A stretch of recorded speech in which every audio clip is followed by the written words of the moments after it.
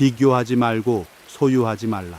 무소유란 아무것도 갖지 않는다는 뜻이 아니라 불필요한 것을 갖지 않는다는 뜻이다. 사람은 소유함으로써 자유를 얻는 것이 아니라 비움으로써 자유를 얻는다.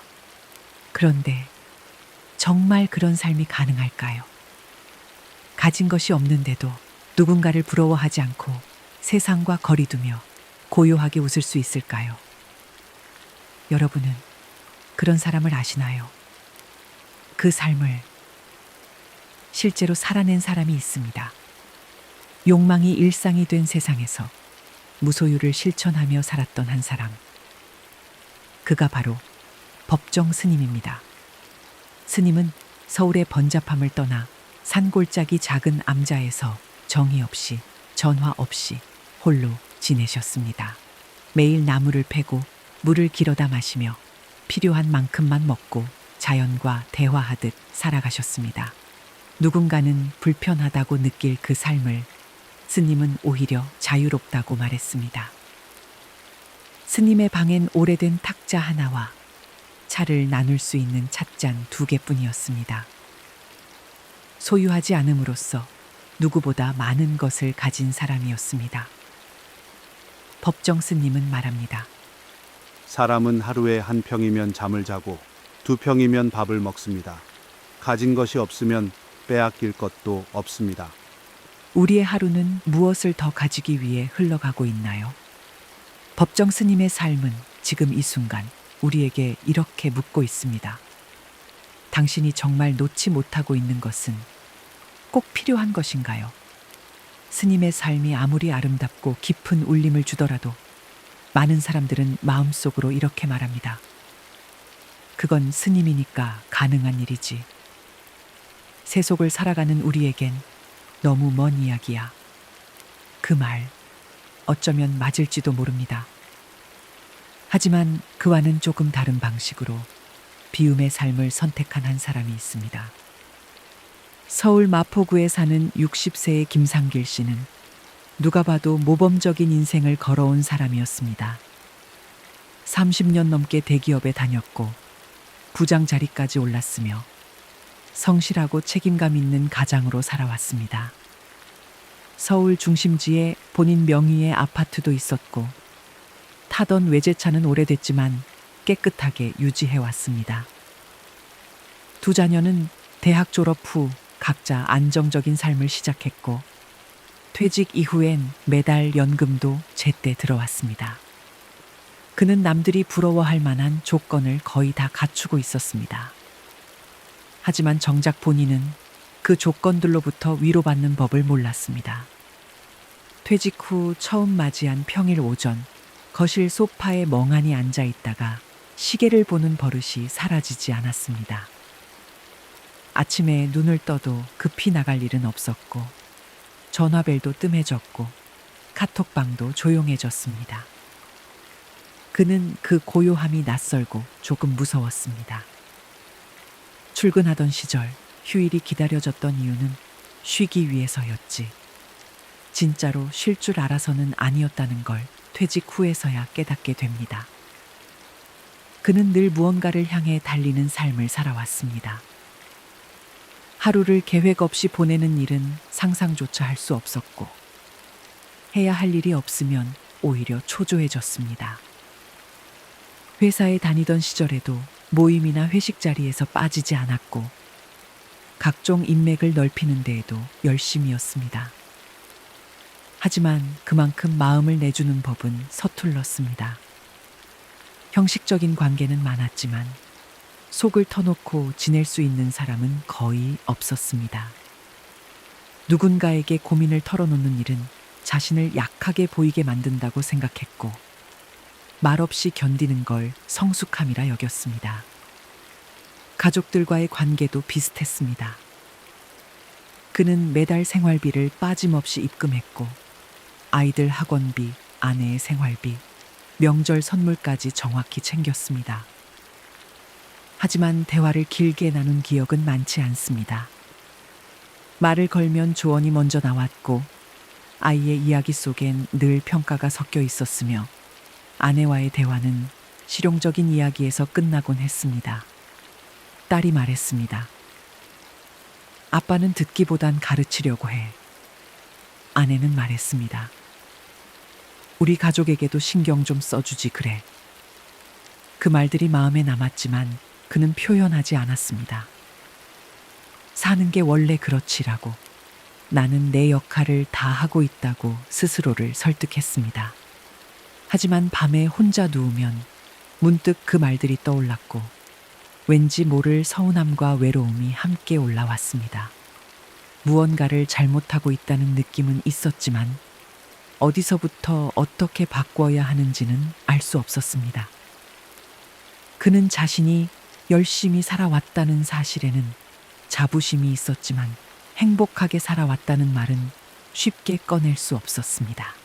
주변에선 그를 성공한 인생이라 부르지만 정작 그는 자기 삶에 깊이 들어가지 못하고 표면만 살다 나온 느낌이 들었습니다. 좋은 시계, 깔끔한 정장, 고급 와인 한 병. 그 모든 것이 허전함을 덮어줄 것 같았지만 그건 어디까지나 잠깐의 효과였습니다. 잠시 반짝였던 자신감은 다시 조용히 사라졌고 다음 날이면 또다시 누군가와의 비교 속에서 자신을 재고 있었습니다. 그는 알고 있었습니다. 겉으론 부족한 게 없지만 속은 자주 텅 빈 느낌이 들고 그 공허함을 인정하기가 무서울 만큼 깊어졌다는 것을. 그러던 어느 날 우연히 유튜브에서 법정 스님의 음성을 듣게 되었습니다.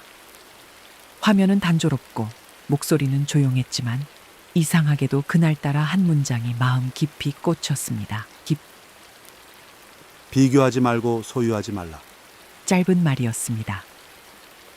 하지만 김상길 씨는 그 말을 듣는 순간 뭔가 자신을 오래 짓누르고 있던 감정이 조금씩 풀리는 기분을 느꼈습니다. 그는 생각해 보았습니다. 내가 그토록 불안했던 건 내가 가진 게 부족해서가 아니라 늘 누군가와 비교하고 있었기 때문이었구나. 더 좋은 시계를 가진 사람, 더 넓은 집에 사는 사람, 더 다정한 가족을 가진 사람, 더 늦게까지 일하는 동료. 그는 항상 남이라는 거울 속에서 자신의 가치를 매겨왔습니다. 그리고 매길수록 지금 가진 것들은 점점 빛을 잃고 자신이 얼마나 작아 보였는지만 계속해서 각인되었습니다. 법정 스님은 말합니다. 비교는 자기를 버리는 일입니다. 그 순간부터 우리는 남의 인생을 대신 살아가게 됩니다. 그 문장을 들었을 때 김상길 씨는 이상하게도 조금 울컥하는 마음이 들었습니다. 누군가 전곡을 찌르듯 말해준 느낌. 그건 조언이 아니라 오랜 시간 자신 안에서 말없이 굳어있던 생각을 누군가가 말로 꺼내준 듯한 순간이었습니다. 비교는 결핍을 만들고 결핍은 욕심을 낳고 욕심은 사람을 외롭게 만듭니다. 그는 그걸 몰랐던 것이 아니라 모른 척하며 살아온 것입니다. 그리고 그때부터 그는 무언가를 더 채우는 삶이 아니라 조금은 덜어내는 삶에 대해 생각해 보기 시작했습니다. 첫째, 법정 스님은 소유에 집착하는 사람들에게 이렇게 말합니다. 무소유는 아무것도 갖지 않는 것이 아니라 불필요한 것을 갖지 않는 것이다. 이 말은 우리에게 익숙한 비워라라는 조언보다 훨씬 더 깊은 뜻을 품고 있습니다. 많은 사람들은 무소유라고 하면 세상과 단절된 채 산속 암자에서 살아가는 모습을 떠올립니다. 그러나 스님이 말한 무소유는 극단적인 단절이 아니라 삶의 균형을 되찾기 위한 성찰의 시작입니다. 무소유는 성공을 부정하는 말이 아닙니다. 돈을 벌지 말라는 것도 아니고 열심히 일하지 말라는 뜻도 아닙니다. 성공하되 그 성공에 스스로를 가두지 말라는 뜻이고 가졌지만 그 소유가 나를 지배하게 두지 말라는 이야기입니다. 김상길 씨 역시 평생을 치열하게 살아온 사람이었습니다. 브랜드 정장을 단정히 입고 명함 속 직함을 자랑하지는 않았지만 그 모든 것이 그의 자존감을 구성하고 있었습니다. 손님용 와인은 마시기 위한 것보다 갖추기 위한 물건에 가까웠고 집 안가구나 생활품 하나하나가 있어야 할 것으로 채워져 있었습니다. 그는 자신이 소유한 것들로부터 안정감을 느낀다고 생각했지만 실제로는 그 모든 소유가 자신을 끌고 다니고 있었다는 걸 알지 못했습니다. 많이 가질수록 많이 잃게 되고 비워낼수록 덜 흔들린다. 우리는 무언가를 갖게 되는 순간 그것을 유지하고 지켜야 한다는 의무에 함께 묶이게 됩니다. 좋은 차를 타면 그 차에 어울리는 태도를 유지해야 할 것 같고 넓은 집에 살면 그만큼 관리와 체면의 압박도 커집니다. 그런 삶은 언뜻 보면 안정된 듯하지만 실제로는 끊임없이 무언가를 지키느라 마음을 소모하게 만듭니다. 김상길 씨는 어느 날 문득 자신의 방 안을 가만히 둘러보다가 진짜로 매일 쓰는 물건이 몇 개나 되는지 헤아려 봤습니다. 그리고는 조용히 옷장을 정리하고 책장을 정리했습니다. 버리기로 결심하자 묘하게 속이 시원해졌고 이 정도면 충분하다는 생각을 처음으로 스스로에게 허락할 수 있었습니다. 법정 스님은 또 이렇게 말합니다. 있는 것을 그대로 인정하면 삶은 더 단순해지고 평화로워집니다. 결국 무소유란 아무것도 가지지 않는 고행이 아니라 불필요한 것에 마음을 빼앗기지 않는 훈련이며 내 삶에 진짜로 필요한 것을 남기는 선택입니다. 둘째, 비교하지 말라.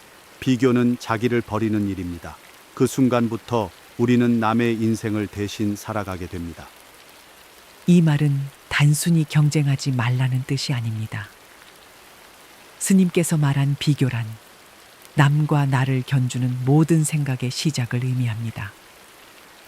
그 비교는 소리 없이 마음 깊은 곳에 들어와 내 삶의 가치를 조금씩 흔들어 놓습니다. 처음엔 무심코 본 누군가의 일상, 잠깐 들은 친구의 자랑, 문득 마주친 타인의 모습에서 시작됩니다. 나는 왜 저만큼 벌지 못했지? 우리 집은 왜 저렇게 넓지 못할까? 내 자식은 왜 저 친구만큼 똑부러지지 못하지? 그리고 그 질문들은 결국 이렇게 굳어집니다. 나는 뭔가 부족하다. 김상길 씨는 바로 그 비교의 늪에 오래 머물렀던 사람이었습니다. 퇴직한 뒤에도 그는 늘 숫자를 세곤 했습니다. 자신의 연금이 친구보다 많은지, 모임에서 자신보다 더 늦게까지 직장에 다니는 사람은 누가 있는지, 카카오톡 프로필 사진 속 가족들의 여행지를 조용히 확인하면서 나는 저 정도는 아니네. 혹은 그래도 난 아직 괜찮지 같은 생각들을 습관처럼 반복했습니다. 그는 그것이 비교라고 인식하지 못했습니다. 그저 주변을 살핀다고 생각했지만 그 안에는 늘 자기 위치를 확인하려는 불안이 숨어 있었습니다. 그 불안은 때때로 스스로를 방어하게 만들었고 때때로 괜한 자격지심이나 쓸데없는 허세로 이어졌습니다. 그 누구도 그에게 당신은 부족하다고 말하지 않았지만 그는 스스로를 그렇게 판단하고 있었던 것입니다. 남과의 비교는 결국 내 삶을 있는 그대로 바라보는 눈을 흐리게 만듭니다. 비교를 시작하는 순간 내가 가진 것들의 소중함은 퇴색되고 가지지 못한 것들만 눈에 띄게 됩니다. 그리고 우리는 점점 더 갖지 못한 사람이 되어갑니다. 사람은 누구나 자기만의 꽃을 피우는 존재입니다. 남과 비교할 필요가 없어요. 꽃은 피는 시기가 다를 뿐 피지 않는 꽃은 없습니다. 김상길 씨는 어느 날 우연히 이 말을 듣고 오래도록 멍하니 화면을 바라보았습니다. 그리고 문득 자신에게 물었습니다. 나는 지금까지 얼마나 많은 시간을 남의 꽃을 부러워하며 보냈던가? 나는 나의 씨앗이 어떤 꽃이 될지 기다려본 적이 있었던가? 그 질문은 그에게 조용한 충격처럼 다가왔습니다. 그는 지금까지도 괜찮은 삶을 살아왔고 어쩌면 더 이상 무언가와 자신을 비교하지 않아도 충분히 괜찮은 사람일지 모른다는 생각이 아주 조금 그의 마음 한쪽에서 피어오르기 시작했습니다. 그는 여전히 가끔 남을 부러워합니다.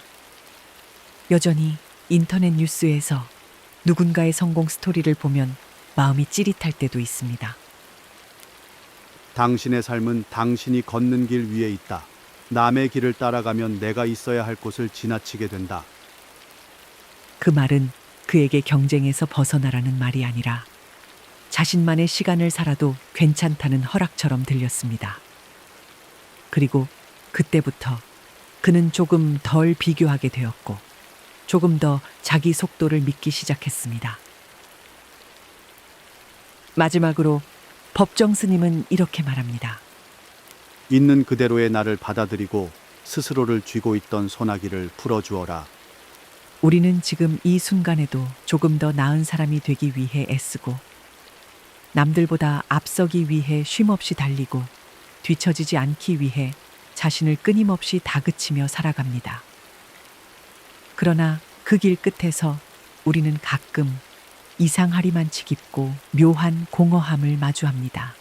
모든 걸 이룬 것 같은데 왠지 허전하고 사람들 틈에 있는데도 외롭고 정작 나는 누구인가라는 질문 앞에서는 말문이 막히는 날이 오기도 합니다.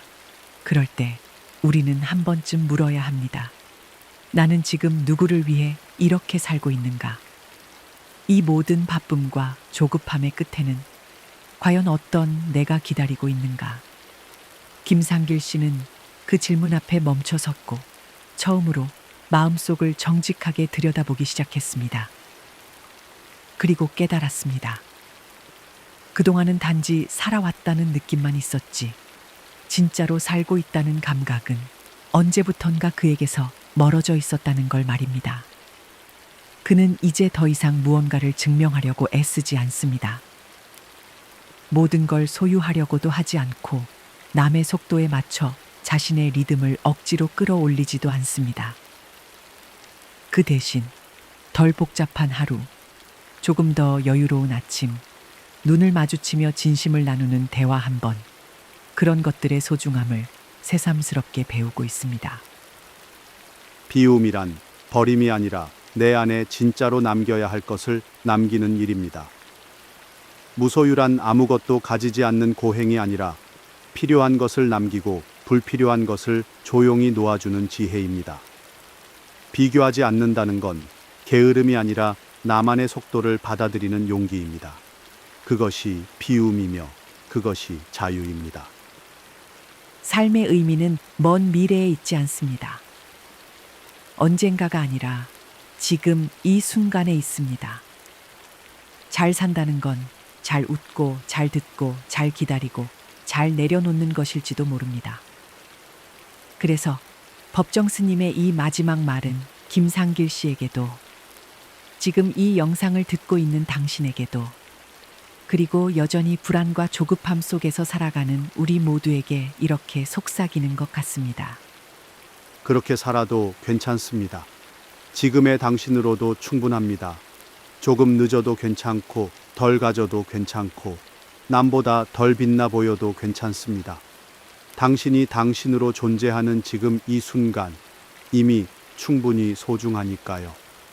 그리고 오늘 이 이야기를 들은 당신도 문득 마음속에 하나의 질문이 떠올랐다면 그건 이미 충분히 좋은 변화의 시작입니다.